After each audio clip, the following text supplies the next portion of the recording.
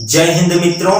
आज का जो टॉपिक है वह है तंत्रिका ऊतक, जिसको इंग्लिश में नर्वस टिश्यू कहते हैं। तो आज हम तंत्रिका ऊतक को बड़े ही आसान भाषा से, सरल भाषा से समझेंगे और जानेंगे कि तंत्रिका ऊतक होता क्या है और हमारे शरीर में ये क्या कार्य करता है, इसकी कार्य क्या है। तो यदि अभी तक आपने कोशिका को नहीं समझा है, कोशिका को नहीं जाना है, तो पहले आप कोशिका को पढ़िए, कोशिका को जानिए, कोशिका के बारे में समझिए। इसके बाद ही आपको यह टॉपिक समझ में आएगा, क्योंकि जब तक आप कोशिका को नहीं समझेंगे, नहीं जानेंगे, तब तक आप इस टॉपिक को नहीं समझ पाएंगे। तो यदि आपने अभी तक कोशिका वाला वीडियो नहीं देखा है तो लिंक आपको मिल जाएगा डिस्क्रिप्शन में, वहां से जाकर आप वीडियो देख सकते हैं। तो चलिए जो आज का टॉपिक है उसको शुरू करते हैं। आज का जो टॉपिक है वो है तंत्रिका ऊतक, जिसको इंग्लिश में नर्वस टिश्यू कहते हैं। ठीक है, तो ये 3 प्रकार के कोशिकाओं से मिलकर बना होता है। जो तंत्रिका ऊतक होता है वो कितने प्रकार के कोशिकाओं से मिलकर बना होता है? 3 प्रकार के कोशिकाओं से। मैं कोशिका वाले वीडियो में बताया था कि हमारे शरीर की जो सबसे छोटी इकाई है वो क्या है? कोशिका है। और कई कोशिका मिलाकर क्या बनाते हैं? एक ऊतक बनाते हैं। तो आज हम क्या पढ़ रहे हैं? ऊतक पढ़ रहे हैं, तंत्रिका ऊतक पढ़ रहे हैं ना। तो ये 3 प्रकार के कोशिकाओं से मिलकर बना होता है। पहला जो कोशिका है वह नर्व सेल, ठीक ना। दूसरा है नर्व फाइबर्स और तीसरा है न्यूरोग्लिया, ठीक ना। पहला जो सेल है वो किस प्रकार का है? नर्व सेल है। और दूसरा क्या है? Nerve fibres. और तीसरा क्या है आपका? न्यूरोग्लिया। तो ये 3 प्रकार के सेल मिलकर क्या बनाते हैं? नर्वस टिश्यू बनाते हैं, ठीक ना। और इसी समूह को, इन्हीं 3 प्रकार के सेल के समूह को हम क्या कहते हैं? न्यूरॉन्स कहते हैं। ठीक है, यहां तक आपको समझ में आया? चलिए आगे बढ़ते हैं। अब जो न्यूरॉन्स है, ठीक ना, तो न्यूरॉन्स जो नर्वस सिस्टम है, नर्वस सिस्टम मतलब अब कई तंत्रिका ऊतक मिलकर एक सिस्टम बना रहे हैं, मतलब एक तंत्र का निर्माण कर रहे हैं। कई सारे तंत्रिका ऊतक मिलकर क्या बन रहे हैं? एक तंत्र का निर्माण कर रहे हैं, जिसको क्या कर रहे हैं? नर्वस सिस्टम, ठीक ना। कई कोशिका मिलकर क्या बनाए? एक ऊतक बनाए। अब कई ऊतक मिलकर एक क्या बना रहे हैं? सिस्टम बना रहे हैं, तंत्र बना रहे हैं, जिसको क्या कहते हैं? नर्वस सिस्टम, ठीक ना। तो जो नर्वस सिस्टम होता है तो उसका जो कार्यात्मक और रचनात्मक जो इकाई है वो क्या है? न्यूरॉन्स है। यहां तक हो गया आपका क्लियर? जिस प्रकार से हमारे शरीर का कार्यात्मक और रचनात्मक इकाई क्या है? कोशिका। तो उसी प्रकार से जो नर्वस सिस्टम है उसका कार्यात्मक और रचनात्मक इकाई क्या है? न्यूरॉन्स है, ठीक है। अब जो न्यूरॉन्स है वो 2 भागों में न्यूरॉन्स को बांटा गया है, ठीक है। न्यूरॉन्स को कितने भागों में बांटा गया है? 2 भागों में। पहला जो भाग है वो है सेल बॉडी, जिसको हिंदी में कहेंगे कोशिका का है, ठीक ना। यहाँ चित्र में देखिए, ये जो यहां से और यहां तक का जो भाग है, ठीक ना, तो इसको क्या कहेंगे? सेल बॉडी कहेंगे। यहां मैं लिख दे रहा हूं, ये क्या है? सेल बॉडी है, ठीक है, सेल बॉडी। ये बड़ा वाला भाग दिख रहा है तो ये क्या है? सेल बॉडी है। इसके बाद क्या है? प्रोसेसेस, ठीक ना, प्रोसेसेस है, जिसको कहते हैं प्रावर्त। तो ये जो प्रोसेस है, ठीक ना, तो ये 2 भागों में बटा होता है, ठीक ना। पहला है एक्सॉन और दूसरा है डेंड्रॉन। तो ये जो भुजाएं निकले हुए हैं, ये जो मेन वाला भाग है वो क्या हो गया? Cell body. इसके बाद क्या है? जो ये भुजाएं निकले हैं, जैसे देखिए हमारे शरीर में भुजाएं निकले हैं, 1 हाथ 2 हाथ और ये 1 सिर, 1 पैर 2 पैर, कई सारे भुजाएं निकले हैं हमारे शरीर में। और ये जो बीच वाला भाग है इसको मान लीजिए ये मेन बॉडी है। तो उसी प्रकार से इसमें भी होता है, ये जो बीच वाला भाग है इसको क्या कहते हैं? Cell body. ये मेन बॉडी होता है। इसके अलावा इसमें कई भुजाएं निकले होते हैं, ठीक है। तो उसी को क्या बोलते हैं, प्रवर्ध यानी कि प्रोसेस, ठीक है। अब इसको दो भागों में बांट दिया गया है, एक एक्सॉन और दूसरा डेंड्रॉन, ठीक ना। तो जो एक्सॉन है उसको बोलते हैं अक्ष तंतु और जो डेंड्रॉन है उसको बोलते हैं पसर्व तंतु, ठीक है, हिंदी में। तो देखिए जो ये मेन बॉडी है, तो मेन बॉडी से जो भुजाएं निकलेंगे, ठीक ना, उसको क्या बोलेंगे, पसर्व तंतु बोलेंगे, यानी कि डेंड्राइट बोलेंगे, ठीक ना। मेन जो बॉडी है, सेल बॉडी, उससे जो भुजाएं निकलेंगे इस प्रकार से, तो उसको क्या कहेंगे, डेंड्राइट बोलेंगे, ठीक है। अब जो मेन बॉडी का एक पॉइंट होता है एक्सॉन हिलॉक, ठीक ना, क्या होता है, एक्सॉन हिलॉक। तो एक्सॉन हिलॉक पार्ट से एक लंबी पूंछ जैसी संरचना निकलती है, ठीक ना।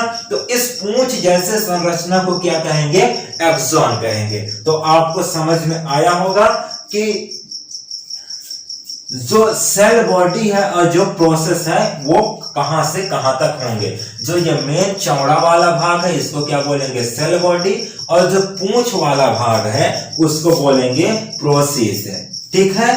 तो ये समझे। अब देखते हैं कि ये जो डायग्राम है किसका, जो तंत्रिका ऊतक है, तो उसमें कौन कौन से भाग होते हैं उसके। तो देखिए सबसे जो बीच में होता है, जो ये हम बीच में जो भाग बनाए हैं, तो इसको हिंदी में क्या बोलते हैं, नाभिक यानी कि केंद्रिका। अब इसी को इंग्लिश में क्या बोल देते हैं, न्यूक्लियस। इसके अलावा इसमें जो भुजाएं निकले हैं, ये भुजाएं देख रहे हैं, तो इन भुजाओं को बोलते हैं डेंड्राइट, ठीक है। इसके अलावा जो ये रेड कलर का जो इसमें क्या होते हैं, बहुत सारे कण होते हैं, क्या होते हैं, बहुत सारे कण होते हैं, इसको बोलते हैं निसेल्स ग्रेन्यूल्स, क्या बोलते हैं, निसेल्स ग्रेन्यूल्स, ठीक है। इसके बाद क्या होता है, ये एक जगह होता है इसमें जिसको बोलते हैं एक्सॉन हिलॉक, ठीक ना, क्या बोलते हैं, एक्सॉन हिलॉक। तो एक्सॉन हिलॉक से एक पूंछ जैसी संरचना निकलती है, ठीक ना, इसको क्या कहते हैं, एक्सॉन कहते हैं, ठीक है, क्या कहते हैं, एक्सॉन। अब इस एक्सॉन को एक सुरक्षा कवच द्वारा ये ढका रहता है। जो ये एक्सॉन है उसको एक परत क्या करता है, सुरक्षा प्रदान करता है, जिसको बोलते हैं एक्सोलेमा, ठीक ना, क्या बोलते हैं, एक्सोलेमा। अब एक्सोलेमा में एक फैट जमा हो जाता है बीच बीच में, इस प्रकार से ये देखेंगे क्या जमा हो जाता है, फैट। तो इस फैट को क्या बोलते हैं, न्यूरोलेमा, ठीक है, यहां तक समझ में आया। अब ये जो एक्सोलेमा है, यहां देखिए ये जो एक्सोलेमा है, तो ये एक्सोलेमा कई जगह खंड खंड में ये सिकुड़ जाते हैं, संकुचित हो जाते हैं। तो उस संकुचित हुए जगह को बोलते हैं नोड ऑफ रैनवियर, क्या बोलते हैं, नोड ऑफ रैनवियर। इसके बाद लास्ट में कुछ इस प्रकार से कुछ उभरा हुआ भाग होता है पूंछ के लास्ट में, तो उसको बोलते हैं साइनेप्टिक नोड, क्या बोलते हैं, साइनेप्टिक नोड। अब क्योंकि ये क्या बना देते हैं, कई सारे तंत्रिका ऊतक मिलकर क्या बना देते हैं, नर्वस सिस्टम, ठीक ना। तो कई सारे क्या इकट्ठा होंगे, तंत्रिका ऊतक। तो जहां तंत्रिका ऊतक आपस में इस प्रकार से जुड़ते हैं, ठीक ना, तो आपस में जब जुड़ते हैं इस प्रकार से तंत्रिका ऊतक, एक तंत्रिका ऊतक और दूसरा तंत्रिका ऊतक आपस में जुड़ते हैं, तो उस स्थान को कहते हैं साइनेप्स, क्या बोलते हैं, साइनेप्स। तो ये आपको समझ में आ गया होगा। चलिए आगे बढ़ते हैं और पूरे डिटेल्स से जानते हैं कि इनके जो भाग हैं वो कौन कौन से कार्य करते हैं। देखिए जो तंत्रिका ऊतक होता है उसका जो मेन पार्ट होता है वो कौन सा है, सेल बॉडी। और सेल बॉडी के बीचों बीच में क्या होता है, न्यूक्लियस। अब इसी न्यूक्लियस में जो अनुवांशिक पदार्थ है, ठीक है, तो इसी न्यूक्लियस में क्या होते हैं, अनुवांशिक पदार्थ होते हैं, जो कि डीएनए है, आरएनए है, ठीक ना, जीन है, ठीक। तो किसमें होते हैं, इसमें न्यूक्लियस में भरे होते हैं। और ये न्यूक्लियस में जो न्यूक्लिक एसिड है, ठीक ना, तो उन्हीं के पास सूचना रहता है कि हमको किस प्रकार का जो कोशिका है उसको बनाना है, ठीक ना। तो ये इसका काम हो गया। इसके अलावा इसमें साइटोप्लाज्म होता है, जो ये द्रव्य भरा हुआ है इसके बीच में, तो उसको क्या बोलते हैं, साइटोप्लाज्म, और हिंदी में क्या कहते हैं, जीव द्रव्य। तो ये जीव द्रव्य का काम क्या है, जीव द्रव्य इसमें पूरी तरह से पोषक पहुंचाने का काम करता है। इस जो ऊतक है तो उसको मरने नहीं देता है, कौन, जीव द्रव्य, ठीक है। इसके बाद अगला जो है एक्सॉन हिलॉक, ठीक ना, एक्सॉन हिलॉक। तो एक्सॉन हिलॉक ये जो भाग है, ठीक ना, तो इसको क्या बोलते हैं, एक्सॉन हिलॉक। तो एक्सॉन हिलॉक से ही एक्सॉन का क्या होता है, उद्गम होता है, मतलब एक्सॉन निकलता है कहां से, एक्सॉन हिलॉक से, ठीक है। इसके बाद एक्सॉन क्या है, तो ये किसी भी शरीर की सूचना को, एक लंबी पूंछ जैसी संरचना है, तो किसी भी शरीर के सूचना को बड़े तेजी से ये सूचना पहुंचाता है एक तंत्रिका ऊतक से दूसरे तंत्रिका ऊतक तक। तो ये इसका काम हो गया। इसके बाद है एक्सोलेमा। तो एक्सोलेमा क्या करता है, जो ये एक्सॉन है तो ये पतली परत होता है और इसकी सुरक्षा करता है। एक्सॉन की सुरक्षा कौन करता है, एक्सोलेमा। इसके बाद क्या है अगला, तो सिनेप्टिक नोब। तो सिनेप्टिक नोब क्या करता है, ये लिंक करता है एक दूसरे जो तंत्रिका ऊतक है उसको लिंक करके रखता है, कौन, सिनेप्टिक नोब, ठीक ना।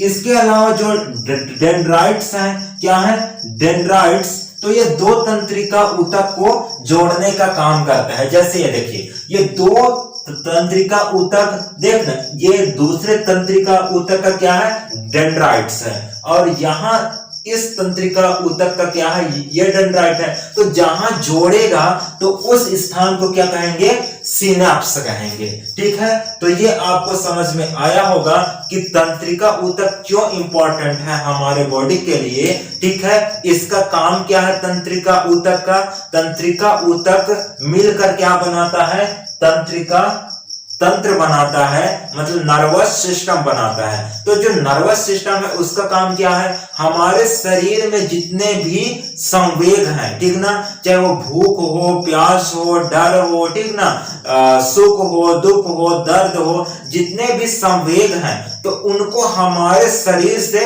हमारे ब्रेन तक पहुंचाने का काम कौन करता है, उनके सूचनाओं को, तो यही नर्वस सिस्टम काम करता है, ठीक है। तो आप समझे होंगे जो तंत्रिका ऊतक आज का टॉपिक था, और कई सारे तंत्रिका ऊतक मिलकर क्या बनाते हैं, नर्वस सिस्टम बनाते हैं, तंत्रिका तंत्र बनाते हैं। तो फिर मिलेंगे नेक्स्ट वीडियो में ऐसे ही किसी इंपॉर्टेंट टॉपिक के साथ। तब तक के लिए जय हिंद।